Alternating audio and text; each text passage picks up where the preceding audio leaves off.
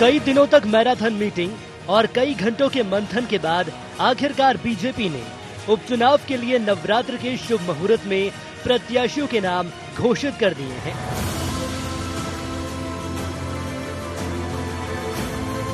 BJP ने बड़े नेताओं के मुकाबले जमीन से जुड़े नेताओं को तरजीह दी है। बीजेपी ने कांग्रेस को टक्कर देने के लिए खास रणनीति बनाई है। कांग्रेस ने ओबीसी वर्ग के बड़े नेता और पूर्व केंद्रीय मंत्री अरुण यादव से परहेज किया, तो इस अवसर का फायदा भाजपा ने लपक लिया। खंडवा लोकसभा उपचुनाव के लिए बीजेपी ने ओबीसी पर दांव लगाया। खंडवा लोकसभा सीट से ज्ञानेश्वर पाटिल को उम्मीदवार बनाया, जिनका मुकाबला कांग्रेस के राजनारायण सिंह से होगा। इसी तरह रैगांव विधानसभा उपचुनाव के लिए बीजेपी ने प्रतिमा बागरी को मैदान में उतारा है, जिनकी टक्कर कांग्रेस की कल्पना वर्मा से होगी। साथ ही बीजेपी ने पृथ्वीपुर विधानसभा सीट से शिशुपाल यादव को टिकट दिया है, जिनका मुकाबला कांग्रेस के नितेंद्र सिंह राठौर से होगा। नितेंद्र सिंह राठौर स्वर्गीय बृजेंद्र सिंह राठौर के बेटे हैं।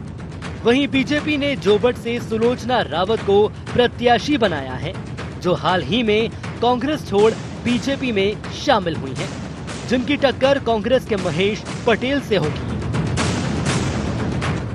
मुझे पूर्ण विश्वास है कि भारतीय जनता पार्टी ने ऐसे प्रत्याशी जो जनता के साथ कनेक्ट हैं, भारतीय जनता पार्टी के एक सर्वसम्मति के साथ मिलकर के, चाहे लोकसभा में प्रत्याशी बने हों या हमारे विधानसभा के प्रत्याशी हों, हम इन चुनावों को प्रचंड बहुमत के साथ लोकसभा और तीनों विधानसभाएं ऐतिहासिक बहुमत से जीतेंगे। कांग्रेस में ना कोई वर्तमान में नेतृत्व है, ना कोई नीति है, और इस कारण से कांग्रेस से लोग हताश हैं, निराश हैं। खंडवा लोकसभा की 8 विधानसभा और बाकी 3 विधानसभा जोबट, रैगांव और पृथ्वीपुर, ये मिला के 11 विधानसभा होती है।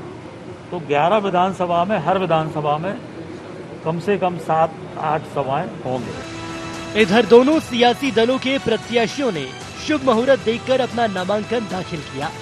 खंडवा सीट से बीजेपी उम्मीदवार ज्ञानेश्वर पाटिल ने सीएम शिवराज और वीडी शर्मा की मौजूदगी में नामांकन दाखिल किया। वहीं कांग्रेस से राजनारायण सिंह ने अपना नामांकन भरा। दिलचस्प बात तो ये है कि इस मौके पर विधायक सुरेंद्र सिंह शेरा और अरुण यादव साथ रहे। इसके अलावा जोबट से कांग्रेस बीजेपी प्रत्याशी और पृथ्वीपुर में कांग्रेस उम्मीदवार ने नामांकन दाखिल किया। इधर कांग्रेस नेताओं ने सभी सीटों पर जीतने का दावा किया। पूरी कांग्रेस एकजुट है, और जब जब कांग्रेस एकजुट होती है तब वो विजय होती है। तो मुद्दे ही मुद्दे हैं। भारतीय जनता पार्टी की अनेकों विफलताएं हैं। ये प्रजातंत्र है और हिंदुस्तान के प्रजातंत्र ने हमेशा न्याय करा है और दूध का दूध और पानी का पानी करा है। जिस दिन रिजल्ट आएंगे आपको सब चीज सामने आ जाएगी। देखिए, हम तो तीनों विधानसभा और 1 लोकसभा जो है हम लोग जीतेंगे। माइक्रो लेवल तक, बूथ कमेटी तक हमने बना ली है। देखिए, कांग्रेस का नारा है, न जात पे न पात पे मोहर लगेगी हाथ पे। गौरतलब है कि सूबे में 1 लोकसभा और 3 विधानसभा सीटों के लिए 30 अक्टूबर को वोटिंग होनी है। इस उपचुनाव में बीजेपी और कांग्रेस के बीच कड़ा मुकाबला है। दोनों सियासी दल जोर आजमाइश और पूरे दमखम के साथ चुनावी मैदान में हैं।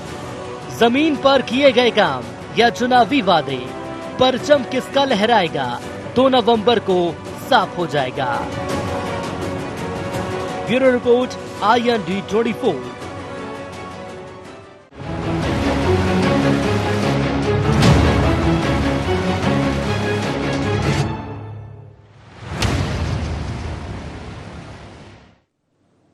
नमस्कार, IND एजेंडा नवरात्र 4 पात्र में आपका स्वागत है। मैं हूं आपके साथ नवीन पुरोहित। चर्चा को विस्तार देते हैं, उसके पहले IND एजेंडा पॉइंट्स पर एक निगाह डालते हैं।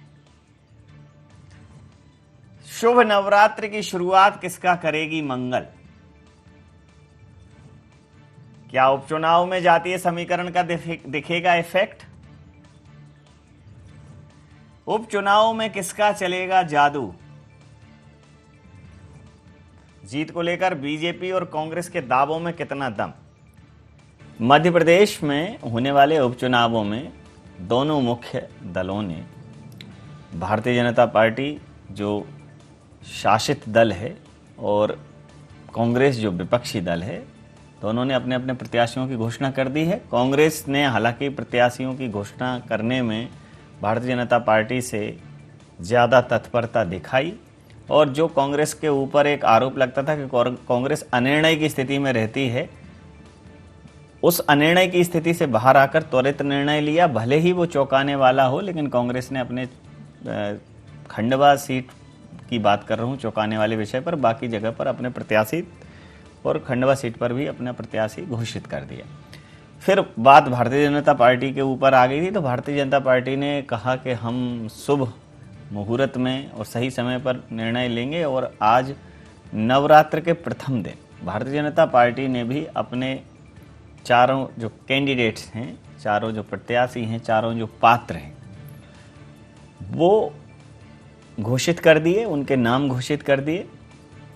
अब मूल सवाल ये है कि जो ये पात्र हैं, जनता उसमें किसे सुपात्र मानती है। नवरात्र के कौन से वो 4 पात्र होंगे जो विजेता बनेंगे, इसी मुद्दे पर करेंगे चर्चा। हमारे साथ चर्चा में शामिल हैं प्रताप भानु शर्मा साहब, पूर्व सांसद हैं कांग्रेस के, राजपाल सिंह सिसोदिया जी, प्रवक्ता मध्य प्रदेश भारतीय जनता पार्टी के हमारे साथ हैं, परम आदरणीय हमारे मार्गदर्शक राघवेंद्र सिंह वरिष्ठ पत्रकार हमारे साथ हैं। आप समस्त महानुभावों का बहुत बहुत स्वागत है। सीधा सवाल प्रताप जी आपसे कर लेता हूं। मुझसे ही करते हैं सबसे पहले, ठीक है नवीन जी? इसलिए करता हूं सर कि आजकल बड़ा आरोप लगता है मीडिया पे, कांग्रेस को बोलने का मौका ही नहीं देते, इसलिए मौके पे चौका लगा के मैं सर्वप्रथम आपको ही आमंत्रित कर लेता हूं। चलिए, बड़ी कृपा है आपकी। नहीं सर, ये मेरा दायित्व है। मैं सर पूछना चाहूंगा कि जिस प्रकार से अरुण यादव जी को लेकर जो अटकलें लगाई जा रही थी कि अरुण जी जो है वो खफा हो जाएंगे, और सुरेंद्र सिंह शेरा भी दावा भर रहे थे कि उनकी पत्नी को टिकट मिलेगा, दोनों लोगों को टिकट के मामले में नाउम्मीदी लगी। अरुण यादव जी ने स्वतः मना किया, और सुरेंद्र सिंह शेरा की जो धर्मपत्नी है उनको नहीं मिला टिकट। बावजूद इसके दोनों लोग साथ दिखाई दिए। कांग्रेस कह रही है कि पूरी तरह से साथ है। खंडवा के अलावा भी अन्य जगहों पर कांग्रेस पूरा दावा जीत का कर रही है कि उसे इन 3 विधानसभा और 1 लोकसभा के उपचुनावों में वो भारतीय जनता पार्टी को चारों खाने चित्त करेगी। तो क्या दावों में दम है? बिल्कुल, दावों में पूरी दम है, और जिस तरह से अच्छे प्रत्याशी दिए हैं कांग्रेस ने, चाहे वो खंडवा के राजनारायण सिंह हो, चाहे वो जोवट के महेश पटेल हो, चाहे वो पृथ्वीपुर के हमारे राठौर जी के बेटे राठौर हो, चाहे वो रेगांव की कल्पना वर्मा हो, ये अच्छी मुस्तैदी से लड़ने वाले प्रत्याशी हैं, और बड़े मंथन के बाद 2-3 महीने की लगातार मेहनत के बाद इनको अंतिम रूप में दिया गया। और मुझे विश्वास है कि जो लोग कांग्रेस के प्रत्याशी बने हैं, वो एक राय से और वहां के कार्यकर्ताओं की भावना को सम्मान करते हुए, पीसीसी अध्यक्ष कमलनाथ जी की अनुशंसा को ध्यान रखते हुए एआईसीसी ने उन्हें अंतिम रूप दिया है। और मैं ये भी मानता हूं कि भारतीय जनता पार्टी को तो टोटा पड़ गया था प्रत्याशी चयन में। जोवट में कांग्रेस के दल बदलू को दे दिया टिकट उन्होंने, कि उनके पास कोई प्रत्याशी नहीं था। इसके बाद आप देखिए, पृथ्वीपुर में डॉक्टर शशि पाल यादव को दे दिया, जो अभी पिछला चुनाव समाजवादी पार्टी से लड़े थे। तो इनका ग्रास रूट का वर्कर खुद इनसे नाराज हो गया कि क्या बीजेपी के अंदर कोई ऐसे क्रियाशील लोग या विश्वसनीय लोग नहीं थे कि इन्हें दलबदलू लोगों को टिकट देना पड़ा। ये तो प्रश्न चिन्ह है इनके पास। और लोकसभा जो हमारी खंडवा है, वो तो पहले से ही कांग्रेस की तरफ रुझान बहुत तेजी से है। और राजनारायण तो 2 बार रह चुके हैं विधायक, और राजनारायण सिंह बहुत ही विनम्र और सादगीपूर्ण व्यक्तित्व के उम्मीदवार हैं, इसलिए खंडवा भी जीतेंगे। चारों सीट पे कांग्रेस जीतेगी, ये दावा पक्का है। बाकी सिसोदिया जी जाने अपनी छटपट को संभालें। जी सिसोदिया जी, दावा पक्का है, और इस बार कांग्रेस जो है प्रत्याशी चयन में भी कांग्रेस ने बाजी मारी है, और प्रत्याशी जब विजयी होंगे उसमें भी कांग्रेस बाजी मारेगी और आप अपनी छटपट संभालिए। ये छटपट का क्या पर्याय है, बड़ा नया शब्द गढ़ दिया है, कहाँ छटपटाहट है? छटपटाहट तो कांग्रेस के अंदर है। हमारा तो नारा जो है, भरोसा बरकरार शिवराज सरकार। शिवराज सरकार पे जनता का भरोसा बरकरार है। और देखिए, चुनाव में जनता के बीच में विश्वास अर्जित करके जाना होता है और हमने विश्वास अर्जन करने का काम किया। हमारे जो बातें हमने बोलने का काम किया, जब अवसर मिला तो हमने उनको पूरा करने का काम। पंडित दीनदयाल उपाध्याय जी के जिस एकात्म मानवदर्शन के साथ में हम अंत्योदय की बात के साथ में हितग्राही योजनाओं को लेकर जनता के बीच में गए, वो हमने पूरा करने का काम किया। जब सरकार में हम आए तो हमने प्रधानमंत्री आवास हो, चाहे उज्ज्वला गैस हो, चाहे तमाम हितग्राही मूलक योजनाओं के माध्यम से लाभ देने का काम किया। उसके बाद में मोदी जी ने नारा दिया कि सबका साथ, सबका विकास, सबका विश्वास और सबका प्रयास। तो सबका प्रयास इस बात को लेके कि भारत माता की जय जयकार हो, कैसे विश्व में भारत संपन्न हो और अच्छी स्थिति में पहुंचे, इसको लेकर हम काम। और हमने जब सबके साथ की बात करी तो हमने समाज के सभी वर्गों को साथ जोड़ने का काम किया। जब हमको अवसर मिला तो हमने EWS, जो कमजोर आर्थिक आय वाले सामान्य वर्ग के लोग हैं, उनके लिए 10% आरक्षण की व्यवस्था करने का काम किया। और वहीं 27% आरक्षण OBC के लिए जो मध्य प्रदेश में होने का काम हुआ, उसमें भी कहीं ना कहीं भारतीय जनता पार्टी की जो भूमिका न्यायालय से लेकर तमाम स्थानों पर रही, वो आपसे भी छुपी हुई नहीं है। उसको हमने कैसे पॉजिटिव तरीके से ठीक करने का काम किया, जो कांग्रेस ने बिगाड़ दिया था। उसके बाद में जब अवसर मिला हमको इस उपचुनाव के अंदर टिकट देने का, तो भी हम जो कहते हैं कि हम सब वर्गों के साथ है, तो हमने OBC वर्ग को भी साथ में लेकर उस वर्ग के कैंडिडेट को भी देने का काम किया। माननीय मुख्यमंत्री जी शिवराज सिंह चौहान जी हमेशा से एक बात कहते हैं कि समाज में महिलाओं की भागीदारी 50% हो। राजनीतिक क्षेत्र में जो नगरीय निकाय के जो चुनाव होते हैं, चाहे वो नगर पालिका के हो, नगर पंचायत के हो, जनपद पंचायत के, जिला पंचायत के, उसमें 50% आरक्षण बहनों के लिए हमने व्यवस्था करने का काम किया। उस बात को आगे बढ़ाने का काम हमने उपचुनाव में भी करने का काम किया। आप देखेंगे कि जिस प्रकार से अभी 4 सीटों के ऊपर चुनाव है, 4 में से 2 जगह हमारी बहनें चुनाव लड़ने का काम कर रही है। कहने का मतलब है कि जिस वैचारिक अनुष्ठान को लेकर हम चले हैं और जब हमें अवसर मिला तो हमने उसको लागू करने का काम किया। अगर हमने 1980 में ये बात बोली थी कि राम मंदिर हम बनाएंगे, तो कोर्ट के निर्णय के बाद में हमने उसका आधारशिला रखने का काम किया। अगर हम 1980 में वैचारिक यात्रा प्रारंभ करी थी और हमने ये बोला था कि 370 हम हटाएंगे, तो हमने हटाने का काम किया। तो ये लगातार जो ये बताने का मेरा ये मतलब है कि जिस विश्वास के साथ, जिस भरोसे के साथ हम पे जनता ने भरोसा किया, हमें अवसर मिला, हमने उनको वैचारिक यात्रा इन मुद्दों के अलावा सिसोदिया जी, वैचारिक यात्रा अगर मैं 14 के पहले जैसे आपकी वैचारिक यात्रा, जैसे डीजल पेट्रोल की बात पर अगर मैं आपकी वैचारिक यात्रा की बात करूं, और अगर मैं आपकी वैचारिक यात्रा की बात आधार कार्ड पे करूं, आपको जवाब देने के लिए तैयार और वैचारिक यात्रा की बात अगर मैं GST पर करूं, तो उधर थोड़ी यात्रा ऐसा लग रहा है कि आपने वहां पंडाल लगा लिया, परमानेंट स्टे। उस पर भी हम बात करने को तैयार है, हम उस पर भी बात करने को तैयार है। जब आप टॉपिक देंगे तो उस पर भी हम बात करेंगे। ठीक, पक्ष रखेंगे पार्टी। जी। नहीं, टॉपिक तो अभी दे दिया, रखना हो तो रख लो, लेकिन अब चलिए देखिए, डीजल पेट्रोल के ऊपर मैं सीधे ये बताना चाहता हूं कि वैश्विक जो है रॉ मटेरियल जो है इंपोर्ट होता है, इस वजह से उसके रेट वहां से तय होते हैं, सरकार का इसमें हस्तक्षेप नहीं होता। दूसरा, 2013 में मैं ले जाना चाहता हूं आदरणीय भानु प्रताप जी को। 2013 में जब आम चुनाव थे, तो आम चुनाव के समय पे आदरणीय डॉक्टर मनमोहन सिंह जो कि वित्त विशेषज्ञ है, उन्होंने उस समय एक ऑयल बॉन्ड का खेल जमाया था। वो ऑयल बॉन्ड की ड्यू डेट जो है ये 2021, 22, 23 में लगातार पेट्रोलियम कंपनियों को उस समय उधारी में लिया हुआ पेट्रोल डीजल जो सस्ते भाव में देने का काम किया था उस समय की कांग्रेस सरकार ने, वो ऑयल बॉन्ड का पैसा हमको देना पड़ रहा है। आपकी इस बात से, वो पैसा जब हमको देना पड़ रहा है, अब आप तो निश्चित तौर पर कहीं ना कहीं वह भी उसका आने वाला है। राघवेंद्र सिंह साहब वरिष्ठ पत्रकार हमारे साथ हैं, उनसे राघवेंद्र सिंह साहब वरिष्ठ पत्रकार हमारे साथ हैं। राघवेंद्र सिंह साहब वरिष्ठ पत्रकार, बिल्कुल आऊंगा। पेट्रोल डीजल में आग लगे, चर्चा में नहीं लगे। बिल्कुल आग लगी है पेट्रोल डीजल में, चर्चा में नहीं लगे। लेकिन सर मैं आगे थोड़ा, राघवेंद्र सिंह साहब वरिष्ठ पत्रकार हमारे साथ हैं, मैं उनसे समझना चाहूंगा सर, कभी कभी प्याज के दाम बढ़े तो सरकारें बदली, डीजल पेट्रोल गैस के दाम बढ़े, सरकारें बदली, लेकिन वर्तमान परिदृश्य में सर मुद्दे बदले। अब जैसे प्रधानमंत्री स्वामित्व योजना शुरू हुई तो उसमें गांव के लोग जिनके जमीन होती थी लेकिन उनका कोई उनके पास आधार नहीं होता था, एक अच्छा थॉट है। फिर प्रधानमंत्री आवास योजना, और तमाम तरह की सामाजिक सशक्तिकरण की योजनाएं भारतीय जनता पार्टी के पास हैं। मुद्दे कांग्रेस के पास भी कम नहीं है, लेकिन भारतीय जनता पार्टी उन मुद्दों को बोना साबित कर रही है, कुछ ऐसे मुद्दों को लाकर जिस पर व्यक्ति सोचता है कि ठीक है, ये ठीक एक बार ये चल जाएगा, लेकिन इस मुद्दे पर काम होना चाहिए था।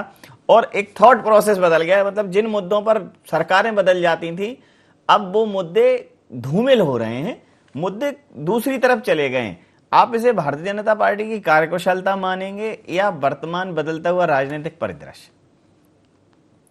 देखिए, बीजेपी तो कार्यकुशलता के मामले में बहुत चतुर रही है पहले से। मेरी आवाज आ रही है आपका? जी जी बिल्कुल आ रही है सर। दरअसल जो राज्यपाल जी जिन मुद्दों की बात कर रहे हैं, मुझे लगता है कि थोड़ा सा वो बहुत ही व्यापक परिदृश्य में चले गए। ये ना तो विधानसभा के आम चुनाव है, ना ये लोकसभा के चुनाव है। ये 4 उपचुनाव हो रहे हैं बहुत छोटे से, और इन उपचुनाव के बदले ना सरकार किसी की बन रही है, ना बिगड़ रही है, ना गिर रही है। तो सीधी सी बात यह कि खंडवा की अगर हम बात करें, लोकसभा प्रत्याशी की बात करें, तो बीजेपी थोड़ा पिछड़ गई। वहां जो सत्ता पक्ष, जो भी पार्टी सत्ता में होती है, उसमें एक तरह से बहुत किटकिट होती है, खटपट होती, सटपट होती, जो शब्द इस्तेमाल किया था प्रताप भानु जी ने, तो उसके चलते बीजेपी प्रत्याशी चयन में कांग्रेस से पिछड़ गई। कांग्रेस ने उसमें बाजी मार दी, अपन ये कह सकते हैं। अगर हम वहां की बात करें जहां ब्रजेंद्र प्रताप सिंह जी दिवंगत हुए, उनके पुत्र की बात करें, कांग्रेस वहां भी प्रत्याशी चयन में आगे निकल गई। अगर हम जोबट की बात करें, वहां निकल गई। रेगांव की बात करें, वहां निकल गई। ये सब मैंने इसलिए जिक्र किया क्योंकि पहले कम ऐसा होता था कि बीजेपी आगे निकलती थी और कांग्रेस पिछड़ जाया करती थी। जी जी।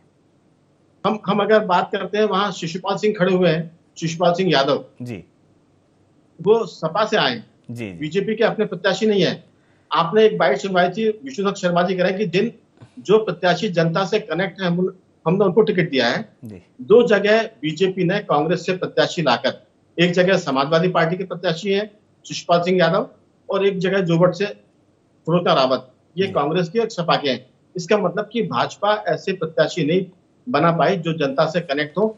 तो मैं ये 2 बातें इसलिए कर रहा हूं क्योंकि इसका मतलब बीजेपी का जनता से कनेक्शन कम हो रहा है। और इसी के लिए आप राज्यपाल जी का जो आपने वक्तव्य सुना है, जो उन्होंने बात की, वो बहुत राष्ट्रीय परिदृश्य पे चले गए। ये बहुत लोकल मुद्दे के चुनाव है। विधानसभा का चुनाव, शिवराज सिंह की सरकार गिर नहीं रही अगर ये चुनाव हारते भी है। दिल्ली में अगर खंडवा हार जाते हैं तो मोदी जी की सरकार गिर नहीं रही है। लेकिन हमने बातों को बहुत ऊंचे स्तर पर ले गए। मुझे लगता है कि ये भाजपा का जो असंतुष्ट कार्यकर्ता है, अगर बीजेपी उनको मनाने में सफल नहीं हो पाई, तो आप देखिए कि खंडवा में, आप देखिए जोबट में, यहाँ बीजेपी को दिक्कत जाएगी। शिशुपाल सिंह जी जहां से खड़े हुए हैं, यादव जी, वहां से बीजेपी को दिक्कत जाएगी, हालांकि वो कांग्रेस की सीट रही है। तो सवाल है कि बीजेपी अपने संगठन को कितना तराश पाती है, कितना उसके बड़े कद के लोग अपने असंतुष्टों को मना पाते हैं। ये 4 चुनाव उसकी परीक्षा है। मैं कहूंगा कि जो परीक्षा के पहले टेस्ट होते हैं, मासिक जो टेस्ट होते हैं, बीजेपी उस टेस्ट में है। आपको याद होगा कि दमोह चुनाव में बीजेपी हार गई है जी, और वो जो हार है वो बीजेपी का एक बड़ा नुकसान है। मुझे लगता है कि भाजपा थोड़ी सी चिंतित है और थोड़ी सी इसमें घबराई हुई भी लगती है। नवीन जी। जी, राजपाल सिंह साहब, आपको लगता है कि ये जो फैक्टर जो आपने बात की, वो राष्ट्रीय और अंतर्राष्ट्रीय परिदृश्य की बात थी, गांव गरीब किसान की बात जो है, और जो लोकल मुद्दे हैं उन पर भारतीय जनता पार्टी को रिस्पांस मिलेगा इन सारी बातों को लेकर? नहीं, मैंने ये जो बात कही थी नवीन जी, ये विश्वास को लेकर बात कही थी कि शिवराज सरकार भरोसा बरकरार, भारतीय जनता पार्टी के साथ में जनता विश्वास कर रही है, भारतीय जनता पार्टी पे भरोसा कर रही है, भारतीय जनता पार्टी के नेतृत्व पे भरोसा कर रही है। और ये भरोसा इसलिए कायम हो पा रहा है कि हमने जो बोला वो किया। इसके उलट अगर अभी आप कांग्रेस की मध्य प्रदेश से लेकर राष्ट्र तक की स्थिति देखेंगे तो वहां G23 किस प्रकार से स्थिति है, यहाँ मध्य प्रदेश के पास में छत्तीसगढ़ की बात करेंगे तो क्या स्थिति चल रही है, पंजाब में क्या हो रहा है। तो इस प्रकार से जो मध्य प्रदेश में क्या हो रहा है, किस प्रकार से कांग्रेस के अंदर गुटबाजी, तो इससे कहीं ना कहीं जनता का भरोसा कांग्रेस से हटने का काम हुआ है, डिगने का काम हुआ। कार्यकर्ता का भरोसा भी कांग्रेस के नेतृत्व से, कांग्रेस के कार्यकर्ताओं का भी विश्वास डिगने का काम हुआ है। और राष्ट्रीय अध्यक्ष भी इनके पास पूर्णकालिक नहीं होने की वजह से, इनके पास टेम्परेरी राष्ट्रीय अध्यक्ष होने की वजह से इनके पास आसमान भी नहीं है, और कार्यकर्ता नहीं होने से जमीन भी नहीं। तो बिना जमीन बिना आसमान की है पार्टी और इनके नेतृत्व नीति।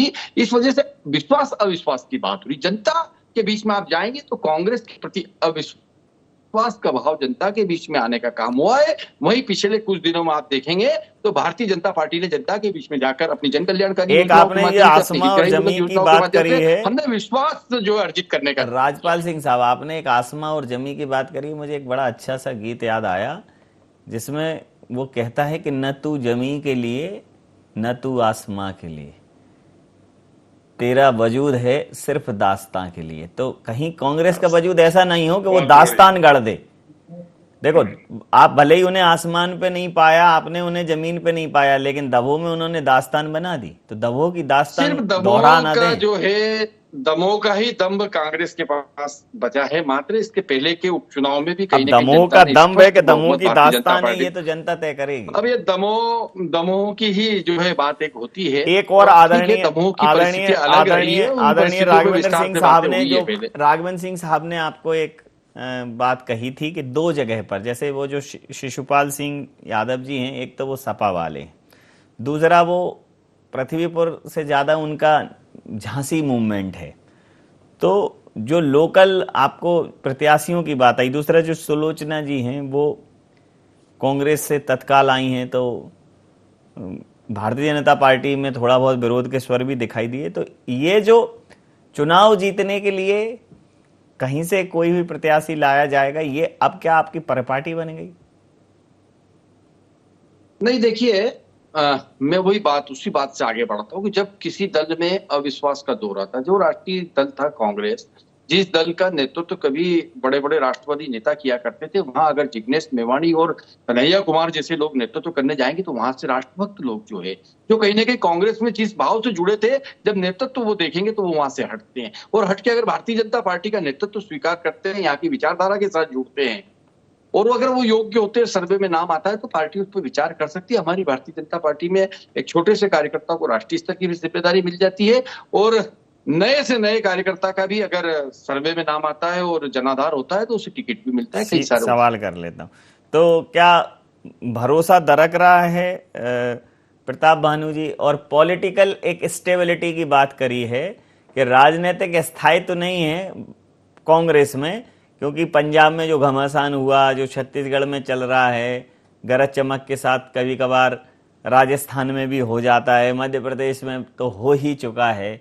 तो पॉलिटिकल और G23 के कमेंट, तो पॉलिटिकल स्टेबिलिटी न होने के कारण, राजनीतिक स्थायित्व न होने के कारण कई बार जो है जनता और साथ में कार्यकर्ता भी कांग्रेस से दूरी बना रहे हैं या बना लेते हैं। क्या ये फैक्टर है?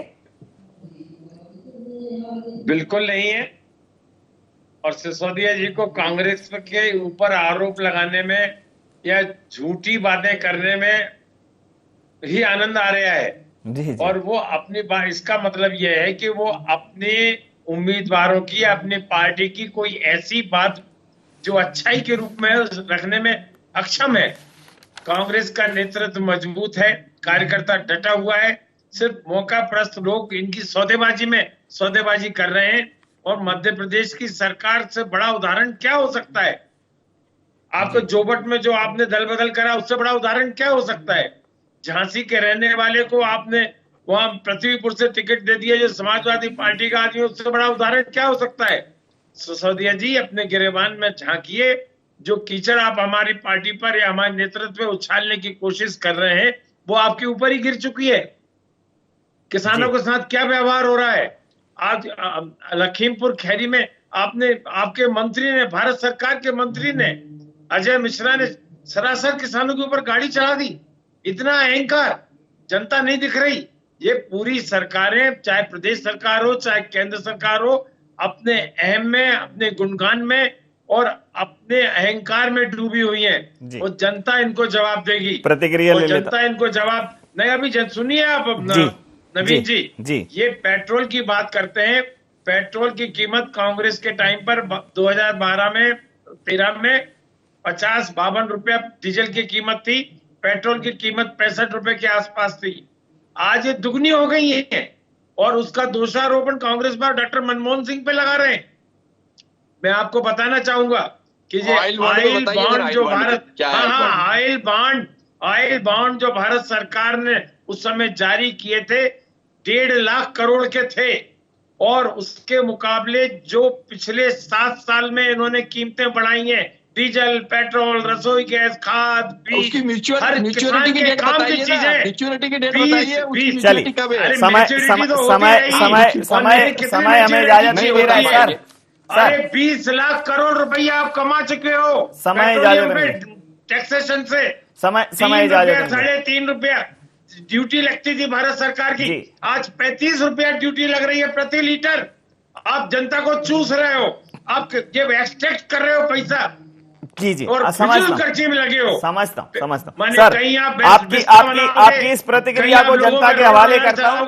आपकी किसानों को क्यों डीजल पेट्रोल की स्थिति मजबूत करोगे? डीजल पेट्रोल पर आपकी प्रतिक्रिया को एक तरह से सर जवाब मिलेगा इस उपचुनाव में। प्रताप भानु साहब, डीजल पेट्रोल पर आपकी प्रतिक्रिया को जनता के हवाले करता हूं और राज्यपाल जी के स्पष्टीकरण को जनता के हवाले तय करता हूं। जनता पेट्रोल डलवा रही है, वो निर्णय लेगी।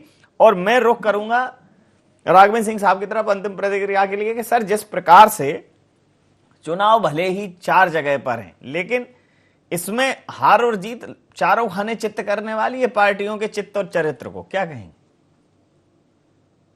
देखिए, पार्टियां तो चारों खाने चित्त है। बीजेपी कांग्रेस दोनों की हम बात करें, कांग्रेस का नेतृत्व कमजोर है और बीजेपी अपने कार्यकर्ताओं के प्रति थोड़ी सी कमजोर हो गई है। वहां कैडर कमजोर हो गया है। कल कोई पार्टी में आता है, वो दूसरे दिन प्रत्याशी हो जाता है। तो बीजेपी पार्टी के भीतर चारों खाने चित होने की स्थिति में आ रही है और कांग्रेस का नेतृत्व कमजोर है। कमलनाथ जी को समय नहीं है, दिल्ली में पूर्णकालिक अध्यक्ष नहीं है। ये सारी बातें सही है, कुछ कांग्रेस की बातें सही है, कुछ भाजपा की सही है, लेकिन जनता इन दोनों को ठीक करेगी, दोनों को सही करेगी, मुझे ऐसा लगता है। जी बिल्कुल सही कहा आपने। जनता सबको ठीक करेगी, जनता ही ठीक करती है लोकतंत्र में। समय सीमा के चलते मैं ये चर्चा यहाँ समाप्त करूंगा। आप समस्त महानुभावों का बहुत बहुत धन्यवाद, बहुत बहुत आभार। तो जिस प्रकार से मध्य प्रदेश के जो उपचुनाव हैं, वो 4 पात्र जो हैं, नवरात्र की इस घड़ी में 4 पात्र कौन होंगे जो सुपात्र होंगे और कौन होंगे जो अपात्र होंगे। अब ये जो पात्र हैं, किसके खेमे में खड़े होते हैं, किसके पास सुपात्र हैं और किसके पास अपात्र हैं, ये देखना दिलचस्प रहेगा। IND एजेंडा में इतना ही। आप बने रहिए IND 24 के साथ और देखते रहिए IND 24। नमस्कार।